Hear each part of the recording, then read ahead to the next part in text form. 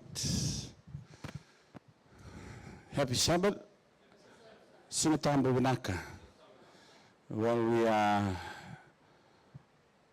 another Sabbath day. Is this the first day, first Sabbath in February? Time is moving on very fast. And we are now in the month of February, and we thank the Lord for His grace and mercy upon us, that we are able to be here again on another Sabbath day. And it's time for our Bible study, and we would like to welcome the Holy Spirit amongst our midst, and also welcome Michael, who will be the mouthpiece of God as he delivers His word to us this afternoon.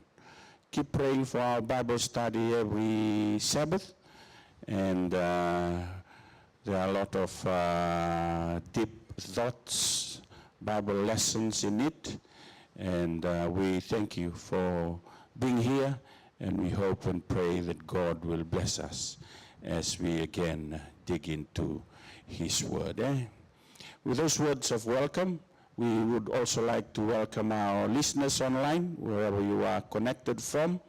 May the Master's blessings be with you all as you listen to this study this Sabbath afternoon. And for those who might listen on later, we hope that God will also bless you.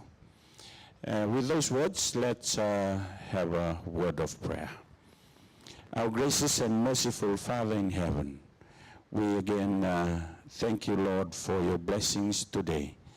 And thank you, Lord, for being with us throughout your Sabbath day. And Lord, as we sit down again to ponder on your word, we pray for your Spirit's leading. We pray for Mike as he stands up to share your word. May your wisdom and understanding, may you lead him through this time, Lord, as he shares your word with us. And for those that will be listening online, we pray, Lord, that your blessings do be with them. Keep us awake, Lord, in this end of time, that we must study and pray, and help us, Lord, today as we study your word. In Jesus' name we pray. Amen.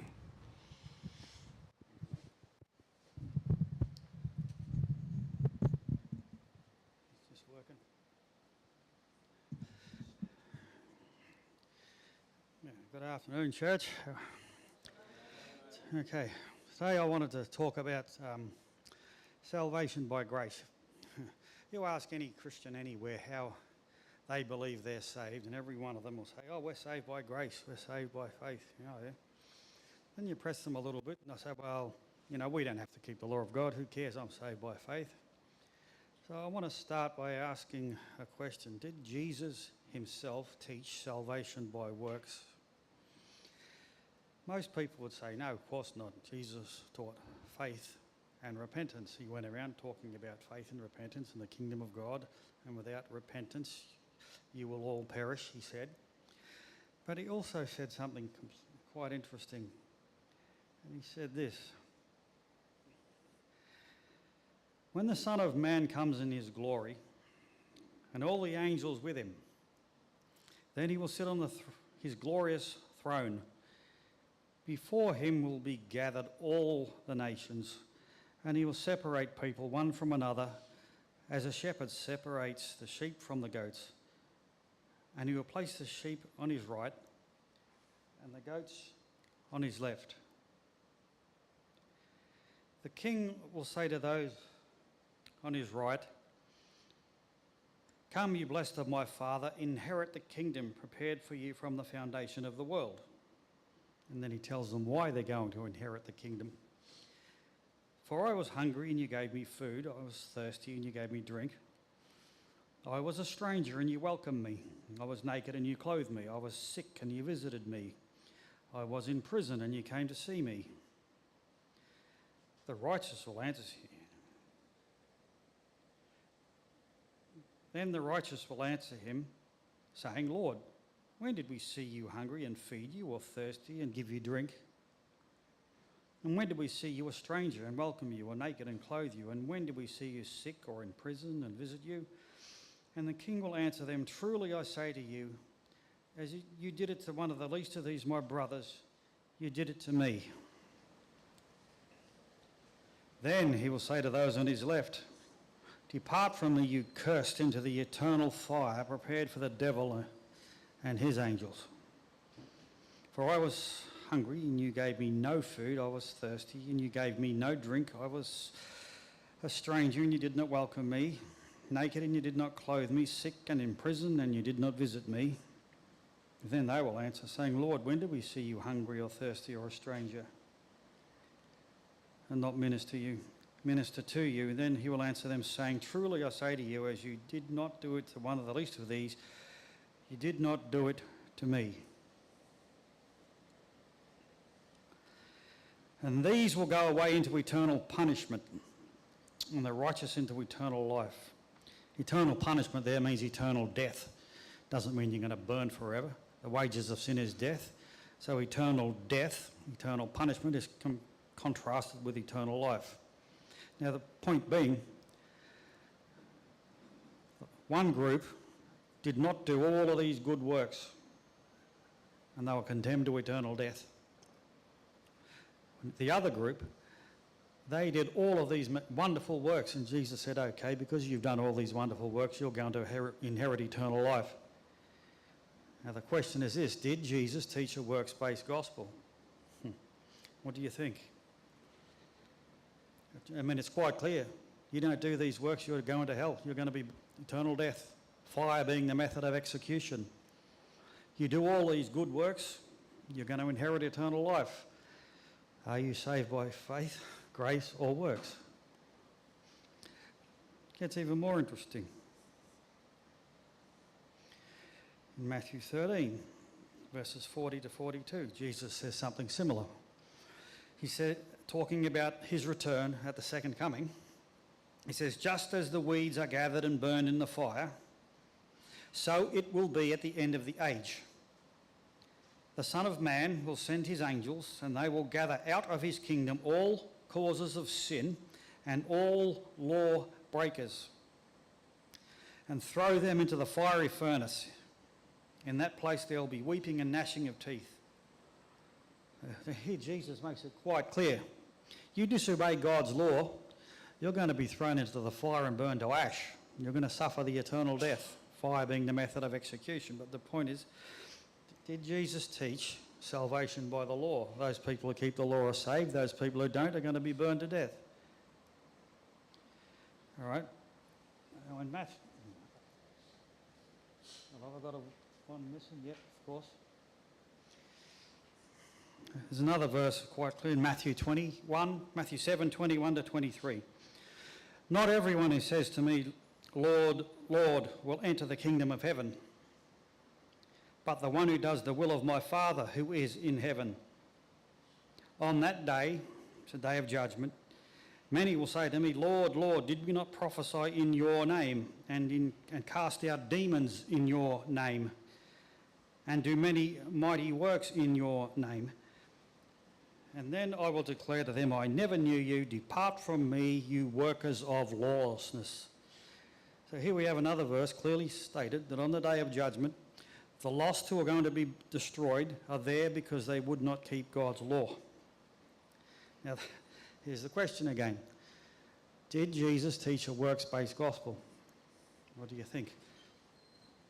Clearly, if you don't do good works and if you don't keep the law, you're going to be burned to ash. You're dead.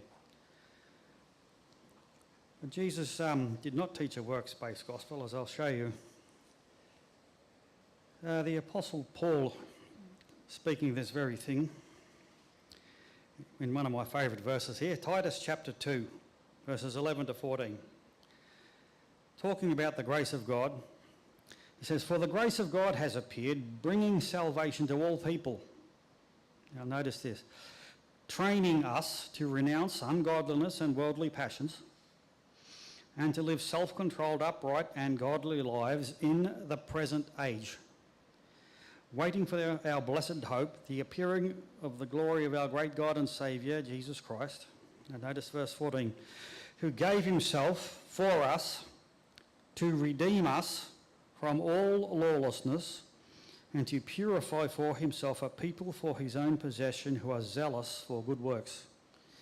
In other words, it's the grace of God and the grace of God alone that teaches us and transforms us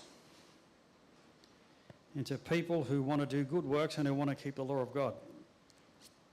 Simply put, if you don't want to keep the law of God and if you don't want to do good works, it means the grace of God hasn't transformed you. And if you haven't got God's grace, you're not saved. Now, where did Paul get this understanding from? Paul, writing to the Galatians, he says, "Now I want you to know, brothers and sisters, that the gospel I preached is not of human origin. For I did not receive it or learn it from any human source. Instead, I received it by a revelation of Jesus Christ." Interestingly, Paul and Jesus taught exactly the same thing.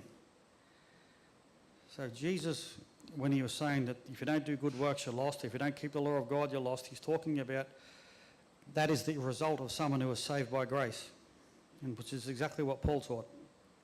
So grace, you'll often hear people say grace is God's unmerited favour. Well, that's been thrown around too much. Grace is more than that. Grace is not just God's unmerited favour. It's not just an attitude of God toward us. Grace is also the Holy Spirit. And it's the mercy component of grace that grants us eternal life. It's the Holy Spirit component of grace that transforms us into someone who wants to keep the law of God and someone who wants to do good works. So if you do not do good works and if you do not keep the law of God, it means you do not have grace. And that is why you were lost, because you rejected grace. Now, it used to be that Satan told people not to keep the law of God.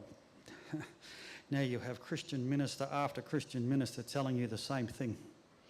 It tells you who's teaching them and where they're coming from. And Paul mentions this sort of thing. In Romans chapter 8, and I've got two verses up there, verse 4 and verse 7, talks about one of the end results of this plan of salvation. It says, "In order that the righteous requirement of the law might be fulfilled in us, who walk not according to the flesh, but according to the Spirit." And in verse 7 he says, "For the mind that is set on the flesh is hostile to God, for it does not submit to God's law. Indeed, it cannot." So these people who say that you don't have to keep the law of God, they're not saved. They're not saved by grace. And it's evidenced by the fact that they hate the law of God. They don't do good works. And so you see Paul and Jesus preaching exactly the same thing, that God's grace transforms, makes us zealous of good works and commandment keepers. So this, my favourite verse here in Titus chapter 2, where Paul talks about the grace of God that brings salvation. I wanted to dissect that a bit at a time. So there's the first part here. "For the grace of God has appeared, bringing salvation to all men." Okay, what is that, all men just in the New Testament, or is that all through since Adam and Eve sinned? I think it started in the Garden of Eden, God's grace. Often Paul said where sin abounded, grace did much more abound, and Adam and Eve were thrown out of the garden because of sin. So God's grace must have started then. And Paul in Timothy says, talking about Jesus, "He is the one who saved us and called us with a holy calling, not based on our works, but upon his own purpose and grace, granted to us in Christ Jesus before time began." So the gospel was already worked out before time began, saved by grace. Now it's interesting that we see the grace of God in the Old Testament as well, not just the New Testament. And there's 3 verses I've got picked out here. One's in Genesis about Noah. "For the Lord said, I will destroy man whom I have created from the face of the earth, both man and beast, creeping things and birds of the air. For I am sorry that I have made them." But Noah found grace in the eyes of the Lord. Jeremiah, the next one. Thus says the Lord, the people who survived the sword found grace in the wilderness, Israel, when I went to find its rest. So Israel in the wilderness was saved by God's grace as well. Israel in the wilderness certainly wasn't saved by the law. They were always breaking it, and God was tempted to wipe them out. But Moses interceded, and by God's grace he says, okay, I'll persevere with this group. And then Moses himself, Exodus 33:17. Then the Lord said to Moses, I will also do this that you have spoken, for you have found grace in my sight. I know you, and I know you by name. So here we have Moses being saved by grace as well. A couple of times there, Moses could have been killed by God, but he was spared. So grace is not just some new covenant thing or New Testament thing. Grace has always been, since the Garden of Eden, and all through the wilderness wanderings, and all through Israel, right up until the cross and afterwards. So at no time was anybody ever saved by the law or who they were related to or anything like that. It was always God's grace. But as we see, God's grace is not just his favour, it's the Holy Spirit as well that transforms us. There is demonic heresy, as always. Satan's a master of false doctrine, inventing this idea that if you're saved by grace, you can do whatever you want. Now,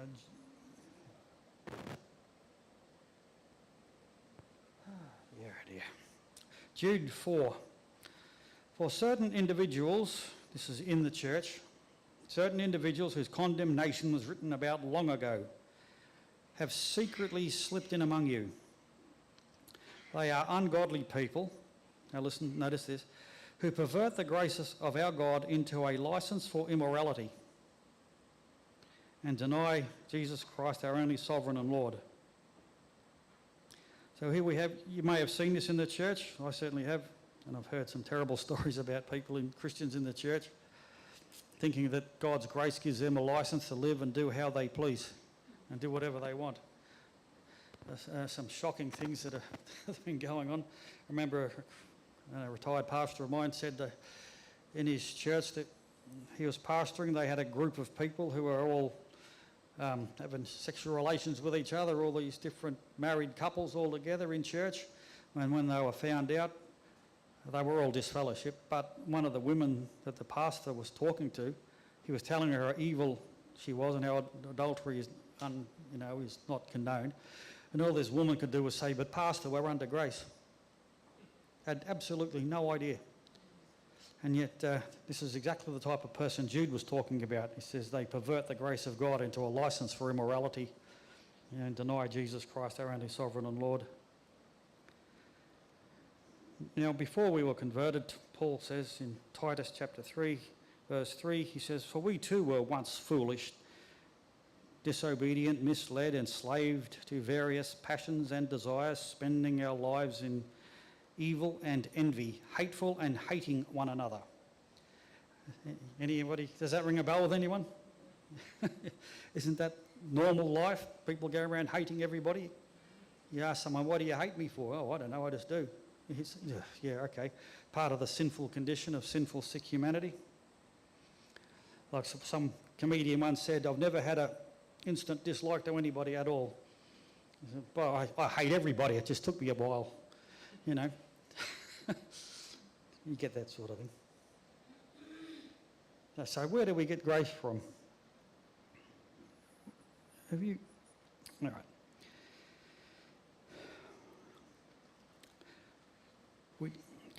We get grace directly from God himself. Now, Paul talks about this in Hebrews chapter 4, verses 14 to 16. He says, therefore, since we have a great high priest who has passed through the heavens, Jesus, the Son of God, let us hold fast to our confession. We do not have a high priest who is incapable of sympathising with our weaknesses, but one who has been tempted in every way, just as we are, yet without sin. Therefore, let us confidently approach the throne of grace to receive mercy and find grace whenever we need help. So God's grace helps us. Why? Because it's got the Holy Spirit mixed in with it. I find it interesting here. that we don't have to go to a Roman Catholic priest to get grace, as is taught in the Roman Church. You want grace, you go to the Catholic Church, go to the priest, and if he's not around, well, too bad, you're not going to get any grace until he shows up. Whereas that evil institution has put itself in between God and man. Whereas the Bible says, you want grace, you don't go to any man, you get on your knees, you ask God, he will give you grace when you ask for it. All right? No one in between you and God.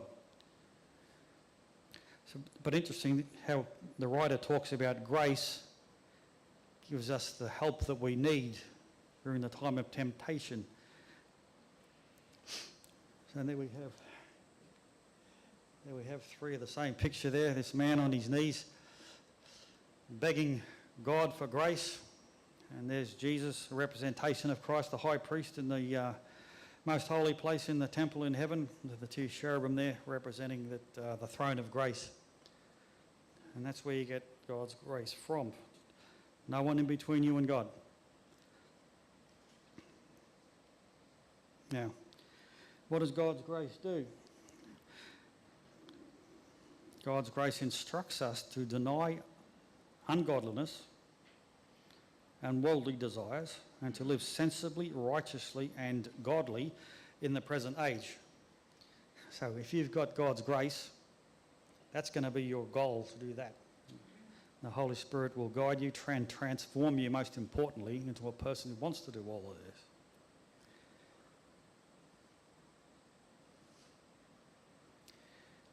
All right. As Jude 4, I read about that before.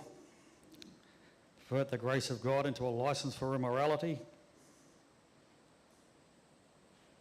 Talks about what the human being was like before they received God's grace. Just wanted to hate everybody and be enslaved to all passions and desires. But the grace of God rescues us from that. Now, Paul talks a lot about instructions for Christian living, what a man of faith and grace does and how he lives and what grace does for a person.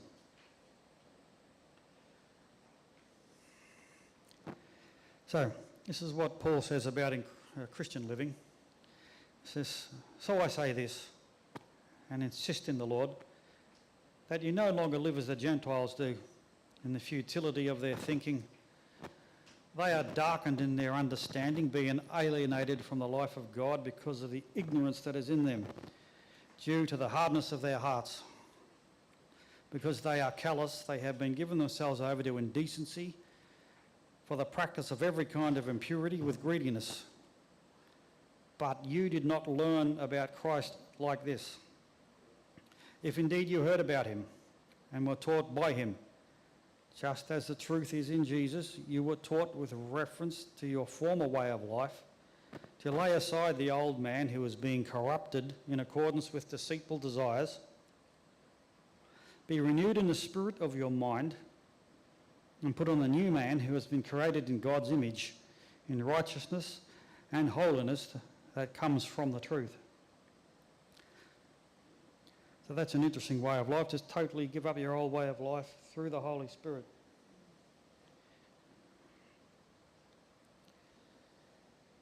Now, we'll go on, Ephesians chapter 4, verses 29 to 32. You must let no unwholesome word come out of your mouth, but only that which is beneficial for the building up of the one in need, that it would give grace to those who hear.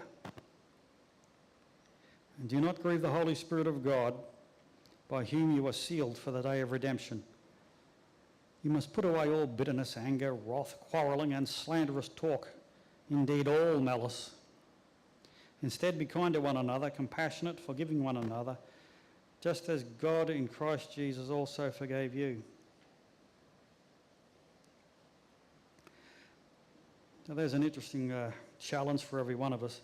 Now, the Apostle Paul talks about his own life before his conversion, and he was mad, to say the least. That's 8:3, here we go. Let's take a look at the study of the former life of Paul. Paul was a very zealous religionist, passionate about Israel, passionate about the law, passionate about everything. So when he heard about Christ and this new sect that was going around Jerusalem, He said, Saul was trying to destroy the church, entering one house after another. He dragged off both men and women and put them in prison. Meanwhile, Saul, still breathing out threats to murder the Lord's disciples, went to the high priest and requested letters from him to the synagogues in Damascus, so that if he found any who belonged to the Way, that's what the Christian church was called back then, it was called the Way, either men or women, he would bring them as prisoners to Jerusalem. So here we have this zealot, this religious zealot. He was of the impression that if Christianity took off, or the Way, as they called it then, the Way, the Truth and the Life, if that took off, that would destroy Jerusalem and the Jewish religion, and the Romans would come and destroy Rome in the same manner as the Babylonians came and destroyed Jerusalem in the days of Jeremiah. That's what Paul was fearful of. So he wanted to get rid of this mad sect that was going to basically destroy the religion of the Jews and bring along the Romans to destroy Jerusalem. That's why he was so fired up. Anyway, he met Jesus on the way to Damascus, blinded by the light, and he became a converted Christian. And he realised that he was fighting against God. So he ended up being taught by God out of the Hebrew Scriptures that Jesus was the Christ. And when he found out that Jesus was the Christ, he did a 180-degree turn and decided he wanted to teach the Jews everything about Christ. There's a picture of Paul on the road to Damascus there, being blinded by the light. He never recovered from that, did you know? That blindness put something like, he describes it as something like scales on his eyes, and when he was in the house of Ananias, the scales fell off like fish scales. But his eyesight was never the same, and he mentions that in the letters to the Galatians and things like that. He spoke about the thorn in his flesh that he asked God to remove, and we pretty much think that was bad eyesight, which he received here from the blinding light on the road to Damascus. Now here we have Saul taking on the Jewish theologians and the rabbis and everybody else. He said, yet Saul grew more and more powerful and baffled the Jews living in Damascus by proving that Jesus is the Messiah. And after many days had gone by, there was a conspiracy among the Jews to kill him. Ever had religious arguments with people? All they want to do is get to the stage where they want to fight you. It's the same spirit here. Only this time they wanted to kill him. And you read through the Gospels how much a lot of these Jews hated him. And they wanted to drag him off in prison and send him over to the Romans to be put to death and all sorts of things. So, anyway, again, when Saul returned to Jerusalem, the same thing happened in Jerusalem. So he was staying with them, associating openly with them in Jerusalem. That's the apostles, right? Speaking out boldly in the name of the Lord. He was speaking and debating with the Greek-speaking Jews, but they were trying to kill him. All right, you don't believe what we believe? Oh, sorry, we're going to have to kill you. And we saw that in the medieval church in the Dark Ages, and also so-called Protestant churches. You read medieval history, it's wicked what you do to people who don't believe the same as you. And it's even worse when you've got a church state. So it's a sad part of sinful human nature. But Paul was basically getting a dose of his own medicine. He got on the receiving, and he was trying to kill Christians. Now he's a Christian, now Jews are trying to kill him. So what does Paul say when you're supposed to discuss the Bible with someone? You bash them on the head? Believe me, otherwise I'll kill you. Paul says this in 2 Timothy. And the Lord's slave must not engage in heated disputes, but be kind toward all, an apt teacher, patient, correcting opponents with gentleness. Perhaps God will grant them repentance and then knowledge of the truth, and they will come to their senses and escape the devil's trap, where they are held captive to do his will. Now, interesting, we're talking about grace. Paul talks about how God's grace gave him the ability and the talents needed to preach the gospel. Now Paul says, I became a servant of this gospel according to the gift of God's grace that was given to me by the exercise of his power. Notice how grace and God's power are parallel with each other in that verse. And it was this power, this grace, that gave him the ability to preach the gospel. And putting himself down a bit in the next verse, 1 Corinthians 15, he says, For I am the least of the apostles, unworthy to be called an apostle, because I persecuted the church of God. But by the grace of God I am what I am. And his grace to me had not been in vain. In fact, I worked harder than all of them. Yet not I, but the grace of God with me. Here we have Paul's humility comes from grace. His desire to work harder for the Lord also came from grace. And the results he got was also from grace. Now, the point I'm trying to make here is God's grace is not just God's unmerited favour like we're always told. It's the power of the Holy Spirit. Now, we have more testimony about God's grace in Acts. Acts is a great book of excitement. Notice this, with great power, the apostles were giving testimony to the resurrection of the Lord Jesus. And great grace was on them all. For there was no one needy among them, because those who were owners of land or houses were selling them and bringing the proceeds from the sales and placing them at the apostles' feet. The proceeds were distributed to each as anyone had need. Look what the grace of God did for them. Made them extremely generous and zealous of good works, looking after their fellow human beings. And also with preaching the truth, Acts 6 and verse 8, the first Christian martyr, Stephen. Now Stephen, notice this, full of grace and power, was performing great wonders and miraculous signs among the people. So this grace of God gave this man not only skill in teaching the gospel and answering critics, but he performed great wonders as well. We aren't told what they were, but obviously the Holy Spirit, and yet it says with grace and power he did the same thing. Now, while at the Jerusalem Council, the Apostle Peter and Paul are there, and Paul is writing and he says, For he who empowered Peter for his apostleship to the Jews, circumcised Jews, also empowered me for my apostleship to the Gentiles. And when James, Cephas and John, who had a reputation as pillars, recognised the grace that had been given to me, they gave Barnabas and me the right hand of fellowship, agreeing that we should go to the Gentiles and they to the circumcised, that's the Jews. They requested only that we remember the poor, the very thing I was eager to do. Now there's a massive transformation there, because Paul started out, the very thing he was eager to do was to drag off Christians and put them in jail.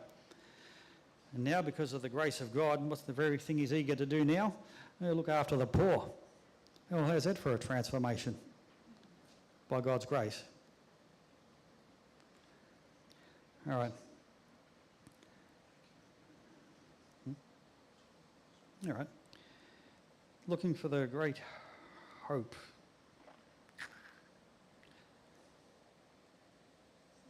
Okay. I've been switched off. Okay, that's good. Does anybody have any questions? This is part one. Part two will be next time. Anyone have any questions on the grace of God, what God's grace does for us and how we get it? Nothing? No questions? I must have. Well, that's easy. Okay, so what do we learn from that? I don't know how many times I hear around the church is God's grace is his unmerited favour. Keep going. No, it's more than that. It's the Holy Spirit that transforms, converts, gives us new directions in life, makes us want to keep God's law and makes us want to be zealous of good works.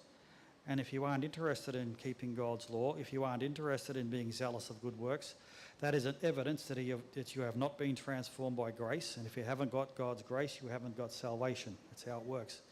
That's why we are justified by faith and judged by works, because our works are a demonstration of our faith and whether we have been transformed and saved by grace. Okay. Okay. Okay. God bless you. Difference between, I'm thinking of the word love. So what's the difference between grace and love? Is that part of your justification? What's the difference between grace and love? God's grace. God and the grace of God. Oh, no, I think, no, God, okay. God's love, because of God's love, He's decided to give us grace. I think grace is a part of His character. No, God is love. Love is a part of His character.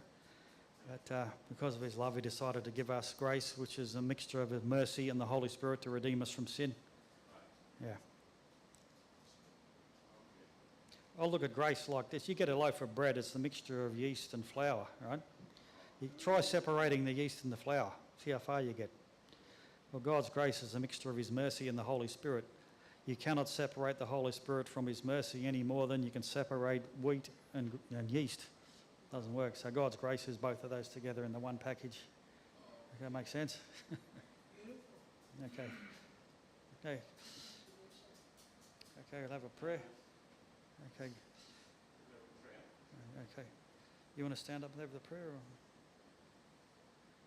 Or? Okay, gracious Heavenly Father, we thank You for Your mercy and Your grace. We pray that we may remember what we've learned, and we pray that Your Holy Spirit and Your mercy, Your grace attend us all, and that we can learn and remember everything You desire to teach us. In the name of the Lord Jesus, amen.